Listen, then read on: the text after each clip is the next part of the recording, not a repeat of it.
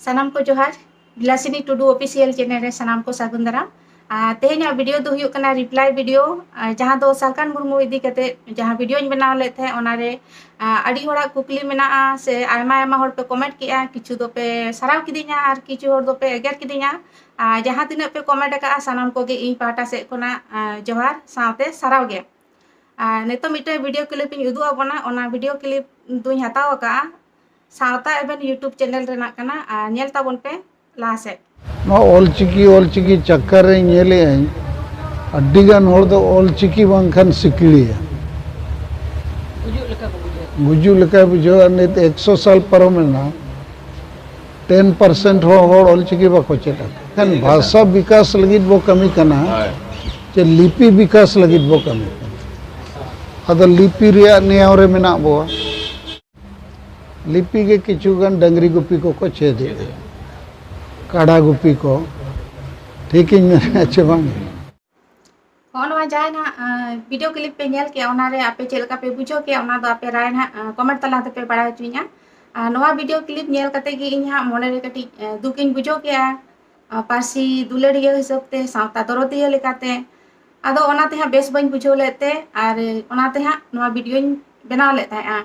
सालकान मुर्मू इदी कते आदो आपे गे लय ताबन पे ते इना कुकली ताहन कना जे सांताड़ी पार्सी लगी दो ऑलचिकी दो नेतो लागती बनुआ ना दो इना क्वेश्चन कना तेहें जे आबोरे नोय नुना को डिग्री जहां एमए बीएड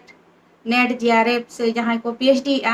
तेहें को पीएचडी आयमा आयमा जायगा रेगे एटा स्टेट रिन होड़ एटा रे जायगा रे चला कते को पीएचडी उनको मा ऑलचिकी तेगे को ऑलेआ तेहें किस यूनिवर्सिटी करे बो नेल को जहां दो बेंगल कुरिन आमदा जहां स्टूडेंट मेना को आयमा आयमा को हेज अकना उनको हो ऑलचिकी ते को ऑलेआ से तेहें शांति निकेतन करे जहां को ओडे को पीएचडी उनको हो नवा कुरिन अबो झारखंड रिन से उड़ीसा रिन चलाव कते को पीएचडी मेनखान एटा राज्य रे जहां को चला कना तेहें जुदी उड़ीसा रिनी होड़ बेंगल रे चला चे उनी तो बांग्ला बड़ाते ताले उनी चे लेका रे ऑल पढ़ा है से जहां बेंगल रिन तेहें आयमा गे नोडे पीएचडी को हेज अकना उनको दो चे उड़िया को बड़ाते सानाम होड़ के तो ऑलचिकी ते को चर्चा से आको थीसिस पेपर को हो ओना को ऑलचिकी ते को ऑलेआ तो आपे गे लय ताबन पे जे ऑलचिकी तो लागती मेना आसे बांगा अब सानताड़ी पार्सी लगी ओना दो इना कुकली कना हा बाकी दो आपे राय कना और जहां पे मैंने राजभाषा रेना कथा इन मा राजभाषा खिलाफ कते मा मिटन कथा बन रोड़ का इन जहां तिनी वीडियो बनाव का इन मा अब सावता इदी कते नापाय लगी वीडियो बनाव का सावते इन नेतो हुई ले जे झारखंड रे सानताड़ी राजपार्सी हुयुग मा मेनते आदो नेतो दो जोतो दिन राजपार्सी बांग हुयुग उना दिन दो नोंका गे बन ताहेना ऑलचिकी ते दो बाबन ऑल पढ़ा नोआ दो इना क्वेश्चन कना आपे ना तेला ले पे से आपे ओना वीडियो तलाते नोआ गिन उदुगा बन ताहे जे जहां पार्सी रेना चिकी बनुआ ओना चिकी को तेहे यादो कना अब भारत दिसम रे हो फेब्रुआरी रे हो उनका आयमा आयमा पार्सी को आडेना तो ओना कथा को ले तोरा ले कि चिकी दो लगती मेना आसे बांगा ने तो से 30 राज पार्सी हुयुआ उना दिन दो बाबन ऑल पढ़ाव ताड़ ऑलचिकी ते नोआ दो इना क्वेश्चन कना ना नोआ वीडियो रे बो नेल के गया जे सालकान गोंके चे ले गया जे जहां डांगरी गुपी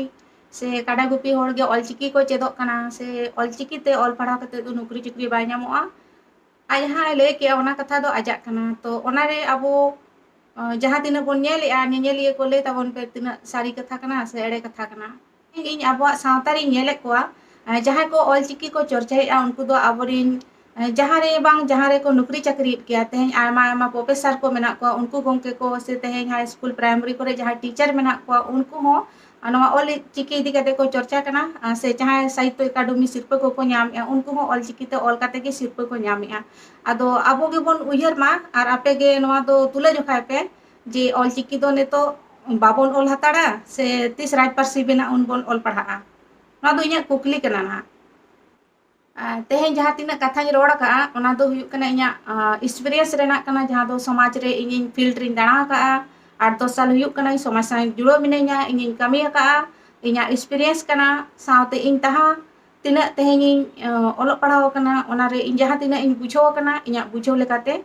नोआ कथा रोड़ का ओना रे जुदी आपे पे मेना नेगेटिव पे उयहरा एनखान दो आपे उयहर चिंता धारा कना मेनखान इन तेहें अबवा सावता लगी से अबवा भाषा लिपि इदी कते कथा रोड़ का ओना रे इना दो जहाना उनका दो बई मने जे इन बाड़ी इन रोड़ का मेनते अब सावता लगी नापाय उहिर कते इन रोड़ का और ओना रे जुदी आपे मने खाटो कना से पे दुग कना और ओनाते जुदी इन पे एगेरिन कना एनखान ओना हो सरावगे मेनखान इन बिना बाड़ाय ते दो बई रोड़ कना इन जहां तिने इन ओलोग पढ़ाव कना से जहां तिने इन एक्सपीरियंस मेना जहां तिने इन बाड़ाय का ओना को कथा गे इन नवा वीडियो रिंग रोड़ का ताहे